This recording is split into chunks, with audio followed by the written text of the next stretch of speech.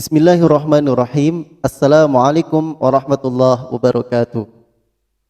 Alhamdulillahirabbil alamin wa bihi nasta'in ala umuri dunya waddin. Wassalatu wassalamu ala asrafil anbiya'i wal mursalin sayyidina Muhammadin wa ala alihi wa sahbihi ajma'in amma ba'du. Qala Allah Ta'ala fi kitabihil karim wa huwa asdaqul qailin. A'udzu billahi minas samiil alim minasy syaithanir rajim. Bismillahirrahmanirrahim. Warattilil Qur'ana tartila. Wa qala Nabi sallallahu alaihi wasallam, khairukum man ta'allamal Qur'an wa 'allamahu. Sadaqallahul azim wa sadaqa rasuluhun nabiyul habibul karim wa nahnu ala dzalika minasyahidin wasyakirin walhamdulillahi rabbil alamin.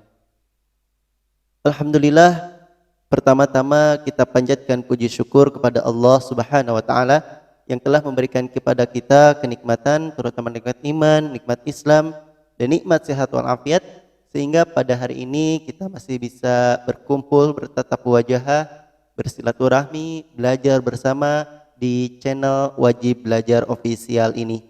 Yang mudah-mudahan semuanya dalam keadaan sehat walafiat. Amin ya Allah ya Rabbal alamin. Salawat dan salam kita curahkan kepada Rasulullah Muhammad sallallahu alaihi wasallam.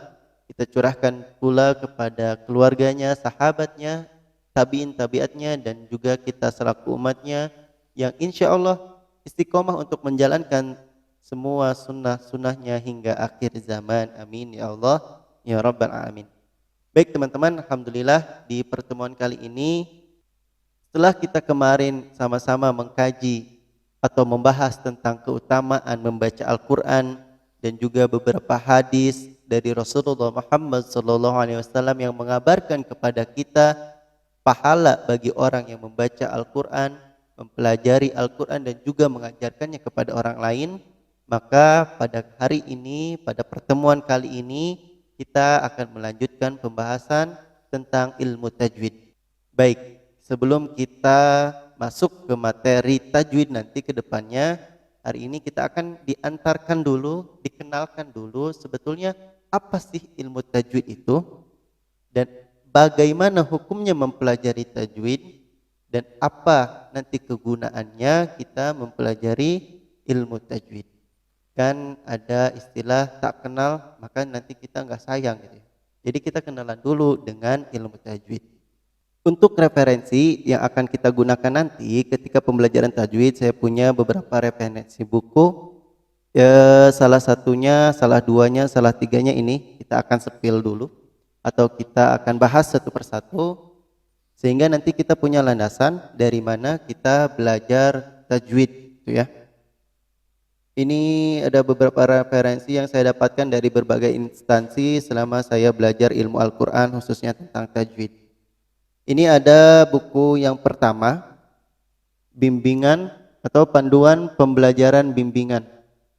Ya, ini buku ini saya dapatkan ketika saya kuliah di Universitas Pendidikan Indonesia UPI Bandung tahun 2017 masuk 2018 itu mahasiswa ilmu pendidikan agama Islam karena saya jurusan IPAI waktu itu ilmu pendidikan agama Islam.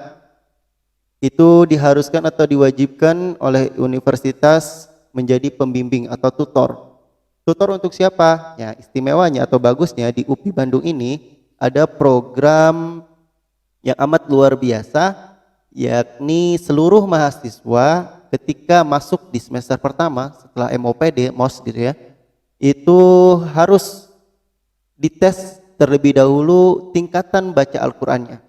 Ada yang terbata-bata gitu ya, udah mahasiswa, ada yang memang sudah bisa baca walaupun belum lancar, ada yang sudah lancar dan paham ilmu tajwid. Nah, mahasiswa IPAI yang jurusan PAI itu dianggap sudah bisa sehingga dia tidak belajar tapi dituntut untuk mengajarkan ilmu tajwid Al-Qur'an kepada mahasiswa-mahasiswa baru di semua jurusan. Nah, di semester awal nanti seluruh mahasiswa memang akan dites. Kemudian hasil tesnya bagi yang belum lancar dan terbata-bata akan mendapatkan bimbingan tutor dari para mahasiswa PAI. Bagi yang sudah lancar nanti akan dibimbing oleh tim bakti. Jadi ada eskul. Berarti kalau di sana bukan eskul ya, kalau di sekolah kan eskul. Ada bakti atau bimbingan belajar Al-Quran intensif yang mengurusinya menjadi tahfiz Quran. Itu bagi mahasiswa yang sudah lancar dan paham membaca Al-Quran, paham ilmu tajwidnya. Nah, kebetulan saya mahasiswa PAI jadi diharuskan untuk mengajarkan ini buku yang digunakannya. Ini praktis juga karena yang diajarkan mahasiswa ya bukunya juga disesuaikan dengan kapasitas mahasiswa, jadi lebih intensif atau lebih mudah untuk digunakan. Ini buku yang pertama, insya Allah nanti akan menjadi referensi kita. Buku yang kedua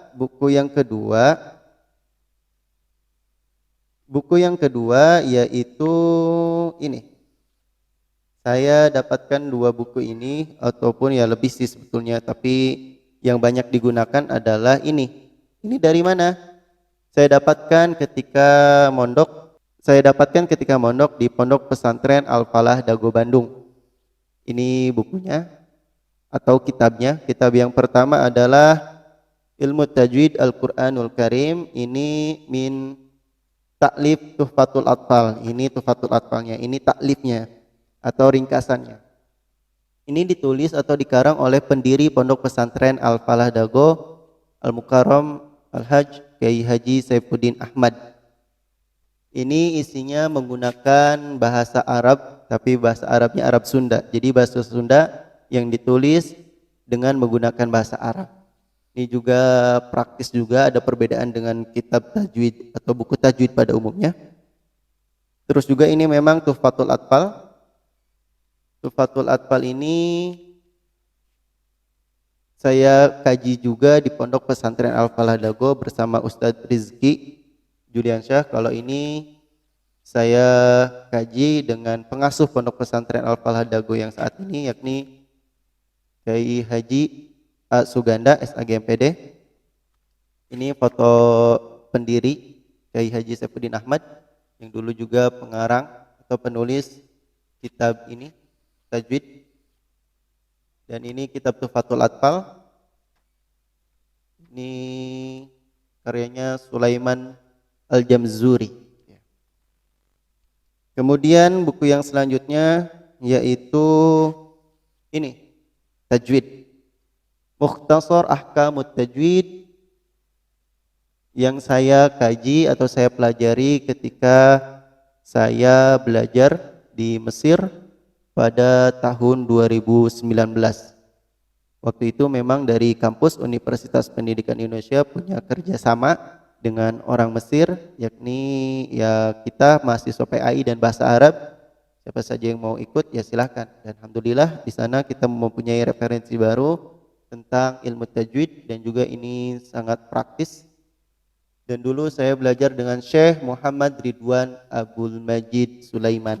Ya, ada Sulaimannya seperti nama saya, Eman Sulaiman ya.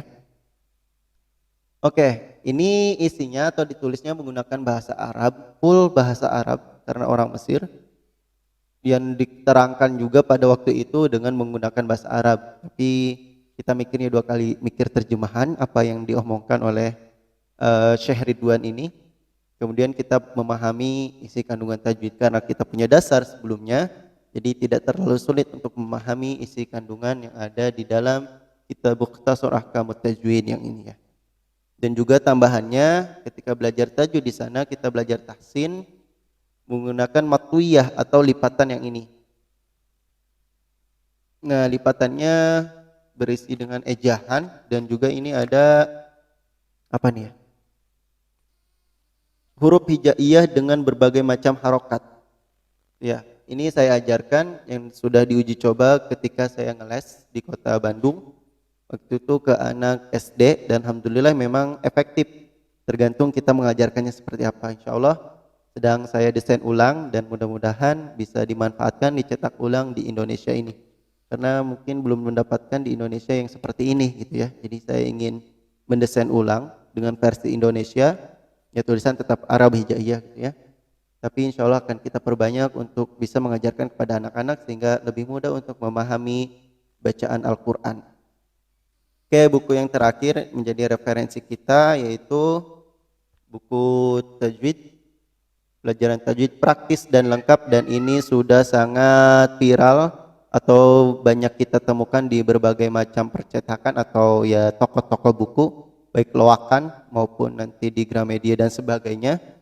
Ini karyanya Ahmad Sunarto, seperti itu ya. Isinya juga ya memang ringkasan atau rangkuman dan juga terjemahan dari kitab Tuhfatul Atfal, Jazariyah atau kitab-kitab yang lainnya yang biasa dipelajari di pesantren. Nah, ini adalah referensi kita, tapi nanti saya tidak akan bahas secara satu persatu buku-buku ini, kitab-kitab ini, melainkan nanti yang saya sampaikan adalah hasil kajian dari beberapa referensi ini yang insya Allah lebih mudah untuk kita pahami, lebih mudah untuk kita aplikasikan ketika kita ingin belajar dan bisa untuk membaca Al-Quran. Insya Allah kedepannya seperti itu. Baik, di pertemuan kali ini yaitu kita akan fokus ke pengantar ilmu tajwid. Kita akan kenalan dulu sebenarnya apa itu tajwid. Baik, saya akan bacakan saja agar tidak keliru. Oke, yang pertama kita akan cari pengetahuan, cari definisi, cari pengertian tentang ilmu tajwid. Sebenarnya apa sih tajwid itu? Kita mungkin sekarang banyak belajar tajwid, tapi kita tidak tahu apa sebetulnya tajwid. Kan bisa gitu ya, kita banyak mengatakan sesuatu, tapi sebetulnya kita tidak paham apa itu, tapi tahu pengaplikasiannya seperti itu, tahu maksudnya itu, tapi tidak tahu definisi awal dari maksud tertentu. Mudah-mudahan bisa dipaham, insya Allah. Baik, yang pertama adalah definisi tajwid atau pengertian tajwid. Ini saya dapatkan dari berbagai referensi yang tadi, salah satunya ya ini. Tajwid menurut bahasa yaitu diambil dari kata jawwada yujawwidu tajwidan. Ini sama juga dengan pengertiannya adalah tahsin yang diambil dari kata hassana yuhassinu tahsinan. Artinya apa? Artinya adalah membaguskan, memperbaiki atau membuat jadi bagus. Apa yang dibuat jadi bagus? Tentunya adalah bacaan huruf-huruf hijaiyah ketika membaca Al-Quran. Itu tajwid secara istilah. Adapun ilmu tajwid secara secara bahasa ya, maaf. Tadi ilmu tajwid secara bahasa. Adapun tajwid secara istilah yaitu ikhraju kulli harfin min makharijihi ma'iqaihi haqqahu wa mustahaqqahu. Artinya adalah mengeluarkan setiap huruf dari tempat keluarnya masing-masing sesuai dengan hak dan mustahaknya huruf. Jadi dari definisi tajwid yang kita paparkan tadi, minimal ada 3 bagian ketika kita mempelajari ilmu tajwid.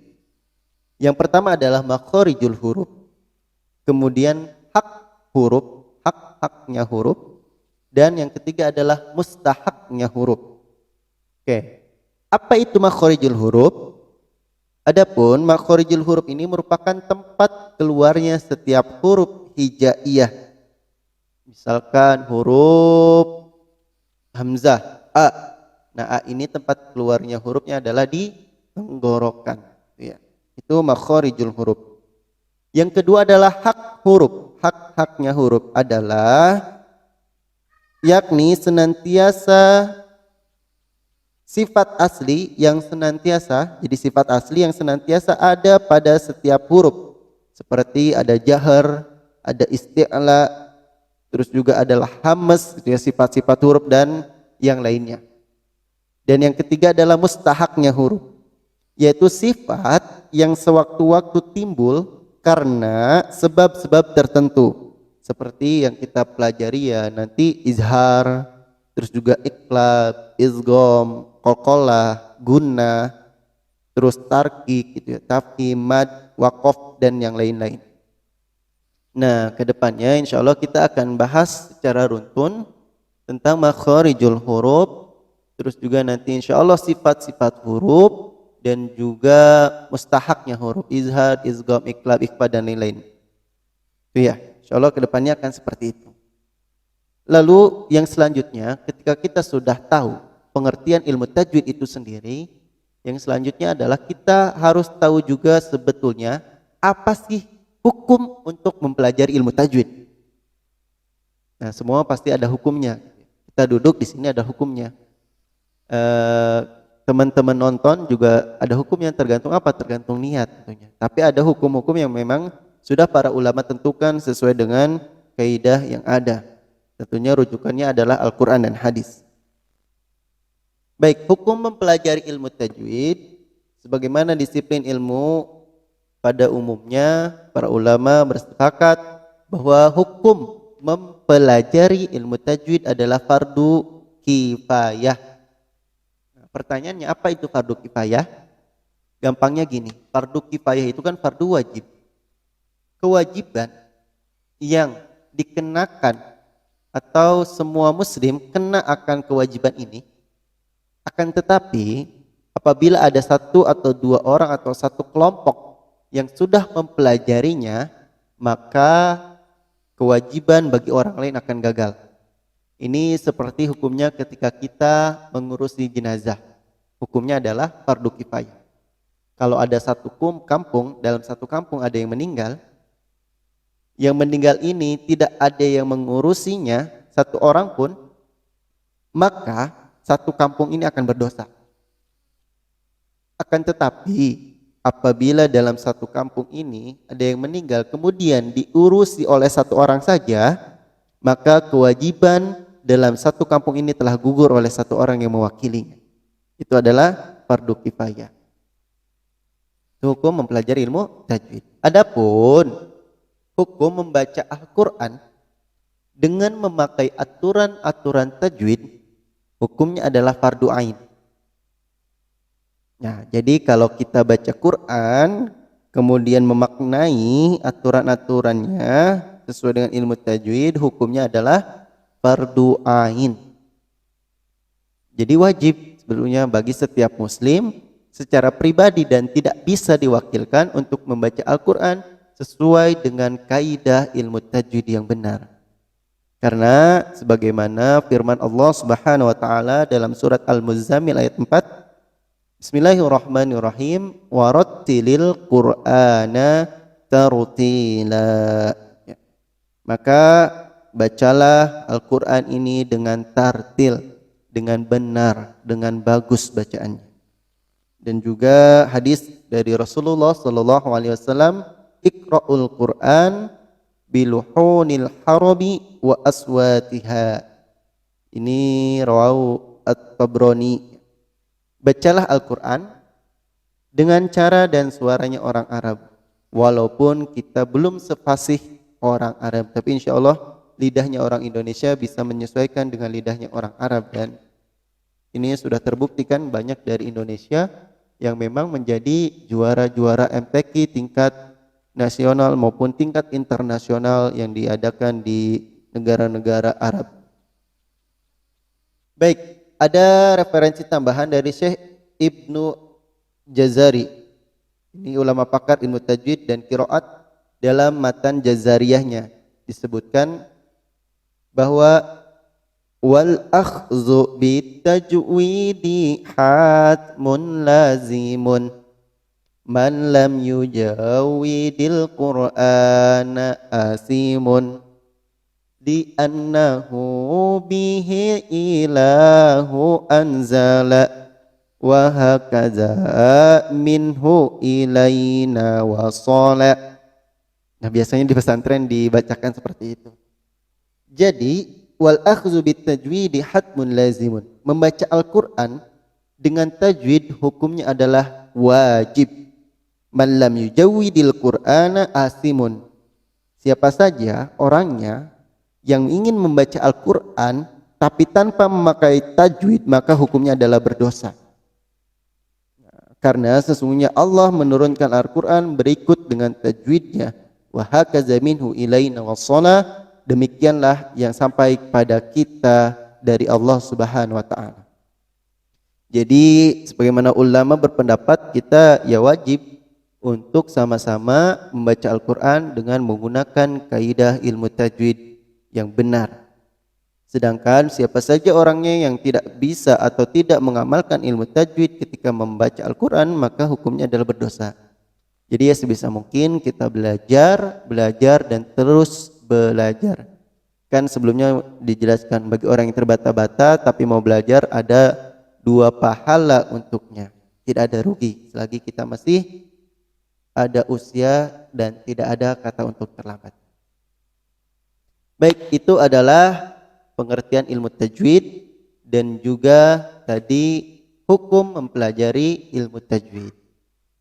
Untuk selanjutnya kita akan mengetahui tentang tujuan mempelajari ilmu tajwid. Sebagaimana kita ketahui bahwa tujuan utama mempelajari ilmu tajwid adalah menjaga bacaan Al-Quran kita agar sesuai dengan yang Rasulullah SAW ajarkan atau sampaikan kepada para sahabatnya waktu itu, serta menjaga lidah kita dari berbagai kesalahan-kesalahan yang ada. Kesalahan yang mana saja yang harus kita hindari? Minimal ada 2 kesalahan dalam membaca Al-Quran. Yang pertama adalah al-lahnul jali, yaitu kesalahan yang memang umum diketahui oleh orang awam maupun oleh orang yang mengerti tentang ilmu tajwid itu. Kesalahan-kesalahan umum lainnya, misal yang pertama adalah kesalahan perubahan bunyi huruf dengan huruf lain. Misalkan kita tahu lafaz di surat Al-Fatihah, bunyinya yang seharusnya adalah Alhamdulillahi Rabbil Alamin. Al-ha. Salah satu kesalahan al-lahnul jali, kesalahan yang zahir dan diketahui oleh semua orang, baik yang mempelajari ilmu tajwid ataupun tidak, adalah menggantikan huruf. Salah satunya contohnya adalah huruf ha kecil diganti oleh ha besar, sehingga lafaz alhamdulillah dibaca alhamdulillah. Nah, ini adalah satu kesalahan yang sangat fatal.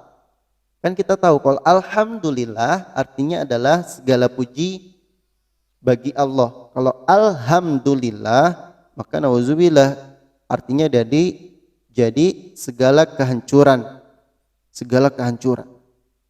Itu kesalahan yang pertama, adalah perubahan bunyi huruf yang digantikan dengan huruf yang lainnya. Yang kedua adalah perubahan harokat. Inilah masih lahnul jali, perubahan harokat. Contohnya yang seharusnya huwallazi khalaqalakum, tapi malah dibaca huwallazi khuliqa. Seharusnya khalaqa jadi khuliqa. Ini kan perubahan harokat. Yang seharusnya fathah malah menjadi dhamma kasrah fathah. Khalaqa jadi khuliqa. Artinya pun nanti berpengaruh, sangat berbeda. Kalau huwallazi khalaqalakum, dialah Allah yang telah menciptakan kalian. Kalau kita bacanya huwallazi khuliqalakum, maka dialah yang diciptakan. Masa Allah diciptakan kan gitu kan? Ini adalah kesalahan yang sangat fatal. Kesalahan yang ketiga atau yang selanjutnya lahnul jali juga masih, yaitu memanjangkan huruf yang seharusnya pendek atau sebaliknya. Contoh di surat Al-Kafirun, la a'budu ma ta'budun, malah dibaca la a'budu ma ta'budun. La a'budu seharusnya la a'budu. Kalau dipanjangkan artinya adalah aku tidak akan menyembah.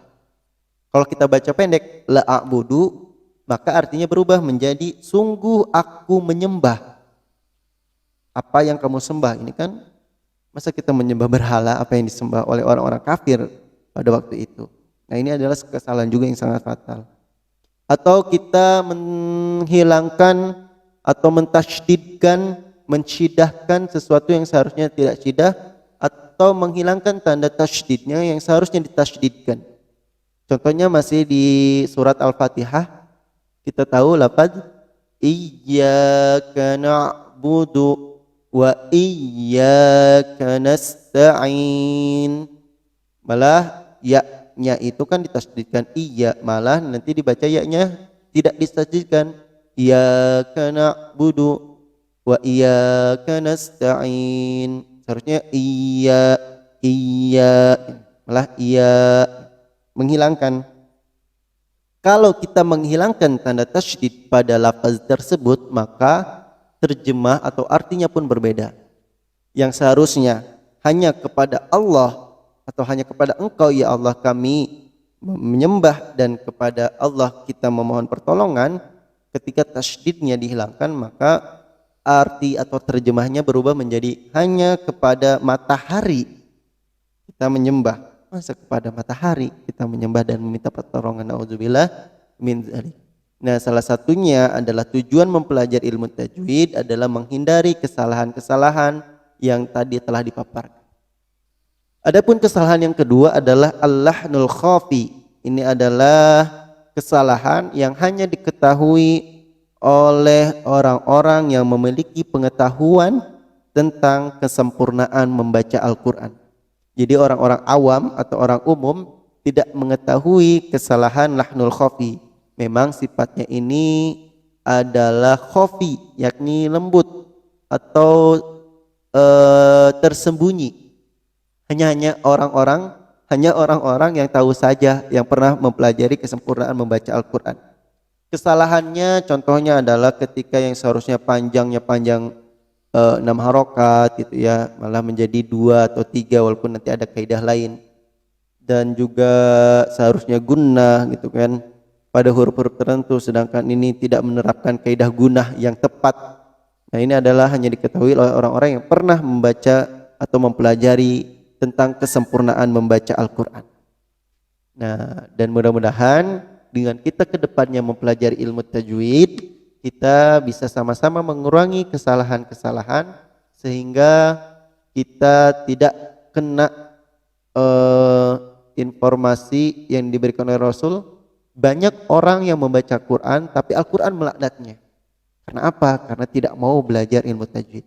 Insyaallah selama kita ingin belajar ilmu tajwid, mudah-mudahan Al-Quran tidak menjadi laknat untuk kita, melainkan menjadikan syafaat untuk kita ketika kita di hari kiamat nanti, dan ketika tidak ada penolong kecuali syafaatnya Rasulullah SAW dan syafaat Al-Quran yang insya Allah setiap hari kita baca. Itu saja untuk pengantar ilmu tajwid pada hari ini. Mudah-mudahan nanti ada manfaatnya untuk kita, sehingga ada koreksian untuk diri kita sendiri dan kita mendapatkan motivasi lebih untuk terus sama-sama belajar ilmu tajwid. Dan jangan lupa untuk di subscribe bagi yang belum, di like dan di komen jika memang ada sesuatu yang kurang ataupun sesuatu yang berlebihan gitu ya, ataupun kritik dan saran yang sangat membangun, sifatnya membangun, sangat diperlukan oleh saya untuk terus berkembang, sama-sama belajar, men-share ilmu apa-apa yang telah kita pelajari bersama. Sama-sama kita tutup dengan doa kafaratul majlis. Subhanaka Allahumma wa bihamdika asyhadu an la ilaha illa anta astaghfiruka wa atubu ilaih. Wassalamualaikum warahmatullahi wabarakatuh.